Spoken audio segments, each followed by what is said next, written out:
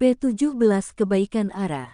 Yang melihatku seperti itu, aku takut kau malah jatuh cinta padaku, canda dewa yang risih dipandang begitu intensnya oleh sahabatnya itu. Cek, najis, aku bukan terong suka makan terongnya, ucap Bastian kesal. Tapi benar kau sudah menikah? Tanya Bastian penasaran. Ya, jawabnya singkat. Astaga, aku tak menyangka kalau kau sudah menikah. Aku kira kau itu gay sama asistenmu itu, ucap Bastian.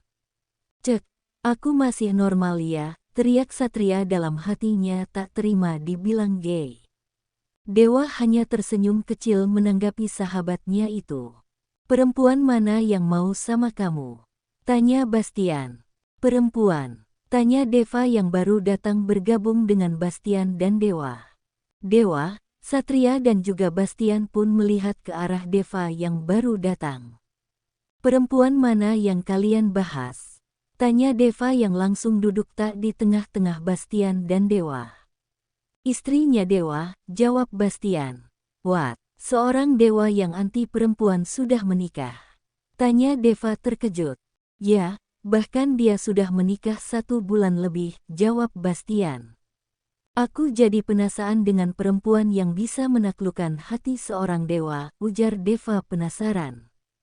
Jangankan kau, aku juga penasaran, kata Bastian yang juga penasaran. Dewa jawab dengan jujur, apa benar kau sudah menikah? Tanya Deva untuk memastikan. Ya, aku sudah menikah 1 bulan lebih, jawab Dewa. Oh my god, kalau begini bagaimana nasib adikku yang menyukaimu? Ujar Deva pusing sendiri karena adiknya yang bernama Devi sangat menyukai Dewa sahabatnya, malah Devi terus merengek ingin Deva menjodohkannya dengan Dewa. Devi biar untukku saja, jawab Bastian. Enak saja, aku tak akan membiarkan adikku dimakan kucing garong sepertimu, ucap Deva kesal. Kayak kau bukan kucing garong aja, ucap Bastian tak terima dikatakan kucing garong. Sudah sama-sama kucing garong, jangan saling menyalahkan, ujar Dewa sambil tertawa geli. Satria hanya menyelenggarakan gelangkan kepalanya saja melihat sahabat bosnya itu. Sialan kau, ucap Bastian dan Deva bersamaan. Maaf Dev, aku hanya menganggap Devi hanya sebagai adik tak lebih, ucap Dewa. Ya aku mengerti, memang cinta tak bisa dipaksa. Nanti aku akan mencoba memberi pengertian kepada adikku, ku harap dia bisa mengerti, ucap Deva. Ah sudahlah, jangan membahas tentang cinta, aku mengundang kalian ke sini untuk membahas musnahnya markas Black Dragon yang baru-baru ini, kata Bastian. Sebenarnya siapa yang telah memusnahkan markas Black Dragon, ucap Deva penasaran. Aku yang menghancurkan markas Black Dragon, ucap Dewa yang mengejutkan Bastian dan Deva.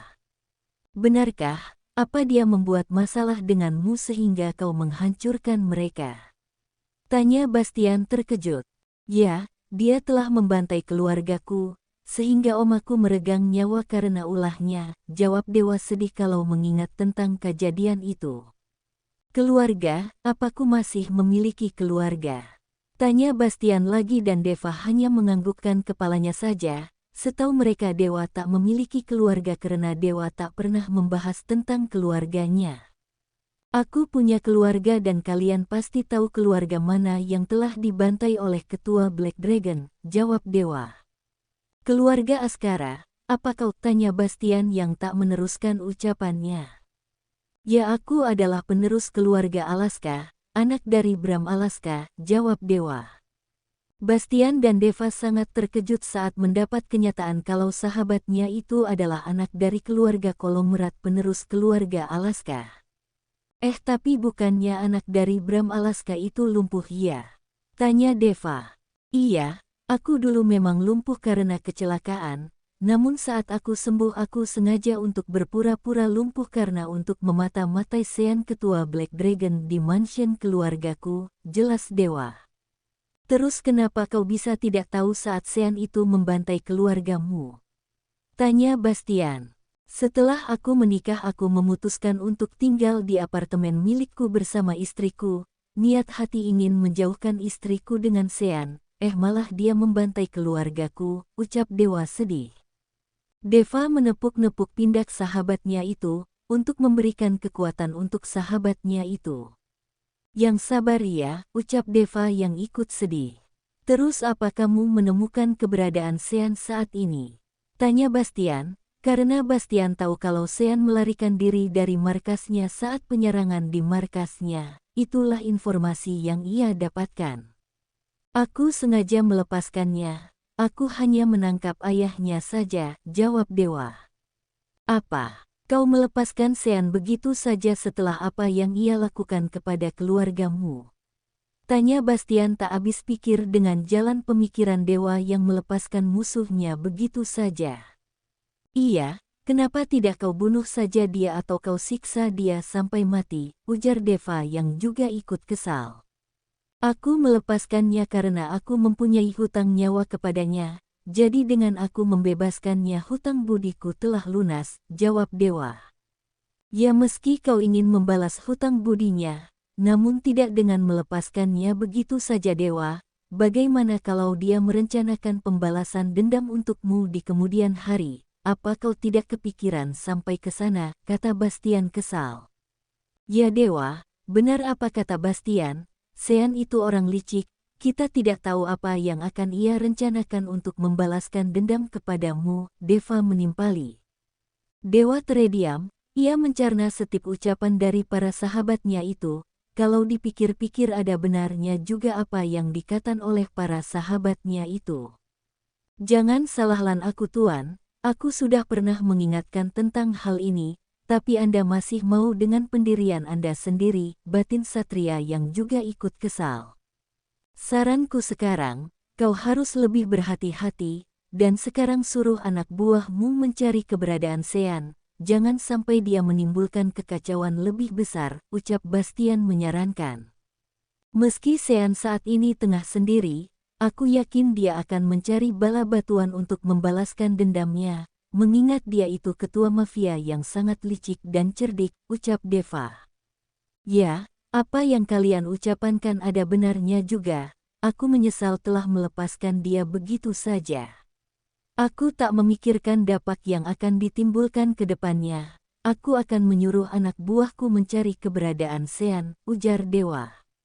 Saya sudah menyuruh anak buah kita untuk mencari keberadaan si Tuan, maaf jika saya lancang. Saya bergerak tanpa memberitahu Anda terlebih dahulu, ujar Satria sambil menundukkan kepalanya.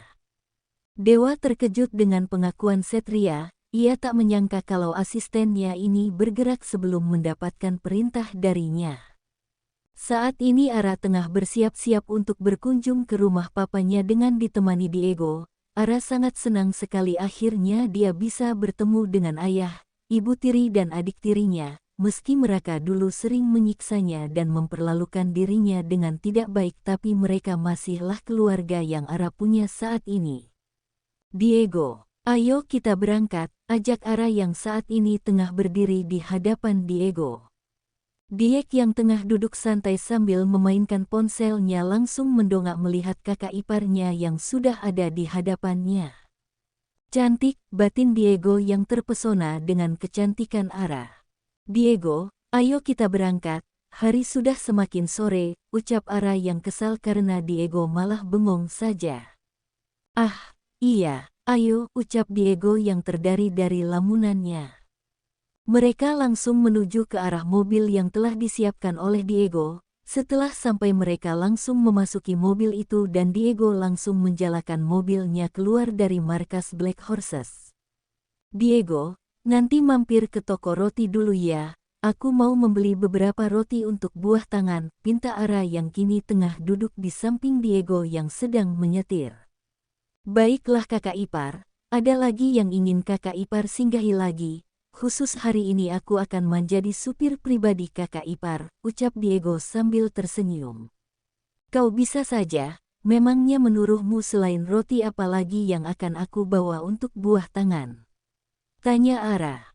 Apa ya, ucap Diego berpikir sejenak. Parsel buah, ucap Diego.